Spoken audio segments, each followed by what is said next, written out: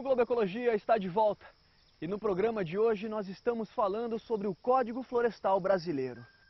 Para os cientistas, é preciso conscientizar os produtores rurais de que é a conservação das florestas que garante a produtividade. Sem os serviços ambientais, como a produção de água, o abrigo de polinizadores e a regulação do clima, não há produção de alimentos.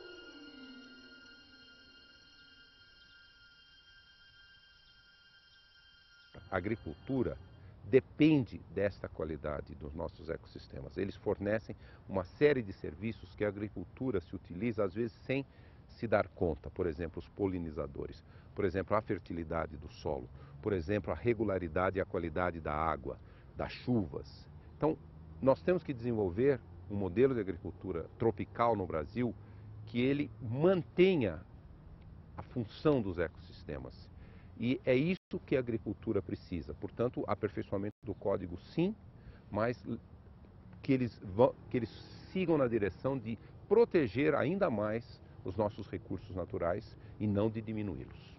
O setor de produção agrícola do Brasil quer mudar o código numa justificativa que a ciência não suporta, que ela não respeita, no sentido de que é um falso dilema. Existe muita área para o aumento da produção no Brasil. O Brasil já tem uma área imensa em desenvolvimento pela agricultura, é quase 40% do território nacional.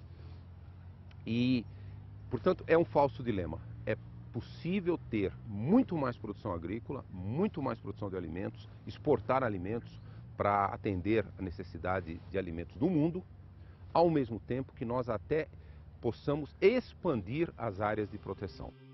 Carlos Nobre defende que o grande desafio mundial da agricultura é produzir de maneira sustentável e que o Código Florestal Brasileiro deve enfatizar a exploração econômica e racional das florestas. Na Amazônia nós temos que realmente congelar a expansão da fronteira agrícola. Não é necessário expandir a fronteira agrícola na Amazônia, porque a área já desmatada é gigantesca. A área desmatada é muito maior que a maioria dos países europeus. Nós temos que modernizar e intensificar a agricultura nas áreas desmatadas. A Amazônia é o grande desafio. O futuro do Brasil passa pela Amazônia. Nós temos que, na Amazônia, inventar um modelo brasileiro de desenvolvimento, um modelo tropical de desenvolvimento, em que nós possamos utilizar o imenso potencial da biodiversidade amazônica. Por exemplo, nos últimos 10 anos emergiu um novo produto da Amazônia que hoje é um produto mundial, é o açaí. O açaí é um produto da biodiversidade brasileira. Hoje, a indústria do açaí já é maior do que a indústria da madeira na Amazônia.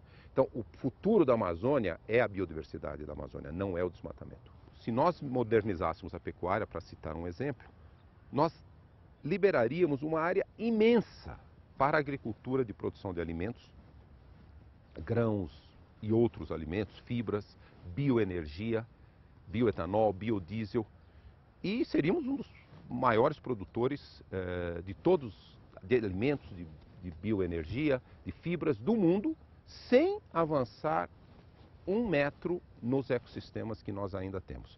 Então, é um falso dilema, porque nós não temos necessidade de expandir a área agrícola. Nós temos necessidade de melhorar em muito a qualidade e a produtividade da agricultura brasileira. As discussões em torno do Código Florestal afetam a vida de todos nós e deveriam ir além das questões rurais. O climatologista defende que uma legislação específica para as cidades deveria ser incluída no texto. Nas áreas urbanas, os parâmetros do Código Florestal, eles têm que ser feitos para proteger a vida humana. Isso significa o quê? Que não se deve ocupar encostas íngremes, que poderiam até ser ocupadas pela agricultura, mas não pode ter assentamentos, não pode ter casas, residências, porque o risco de desastres naturais, o risco de deslizamentos é muito grande. Se nós olharmos o que aconteceu na região serrana do Rio em janeiro de 2011, nós vamos ver que 80% dos deslizamentos que afetaram, que causaram mortes, ocorreram em áreas que não deveriam ter sido ocupadas, que o código não permitiria a ocupação. Os parâmetros para áreas urbanas têm que ser diferenciados, eles têm que ser específicos. Por exemplo, nós não devemos permitir a ocupação de margens de rios, onde de vez em quando o rio sai do seu leito e causa uma inundação, e nós não devemos permitir ocupação de encostas com inclinações acima de 25 graus. Esses parâmetros são específicos para áreas urbanas e para a proteção da vida. Em áreas rurais, os parâmetros podem ser outros. Estima-se que o Brasil tenha hoje 61 milhões de hectares de terras degradadas. Os dados científicos disponíveis apontam que é possível reverter essa situação sem prejudicar a produção e a oferta de alimentos, matéria-prima e energia. Mas tudo isso depende de políticas públicas e de um cuidadoso planejamento do uso do solo. Esse ordenamento é uma das funções do Código Florestal. Olha, eu acho que as pessoas têm que fazer o que se exige numa democracia, ligar para os seus representantes. Todo mundo votou num deputado nas últimas eleições, todo mundo votou em 2 senadores nas últimas eleições. Esse é o momento de exercer essa cidadania. De que maneira? Ligue para o seu senador, nesse momento que está no Senado. Ligue para o seu deputado federal e pergunte por que você votou desta maneira ou daquela maneira. Com isso, eu acho que nós temos condições de exercer efetivamente uma cidadania, e nesse caso uma cidadania importante planetária, porque ela não diz respeito apenas a gente, mas aos nossos filhos e aos nossos netos. No programa de hoje você viu que o Código Florestal tem uma relação direta com a qualidade de vida de todos os brasileiros. Mesmo quem vive nos centros urbanos também depende dos serviços ambientais das florestas. Por isso, as discussões em torno do Código são do interesse de todos e precisam ser debatidas por todos os setores da sociedade. O Globo Ecologia de hoje vai ficando por aqui, mas a gente tem um encontro marcado no próximo programa. Até lá!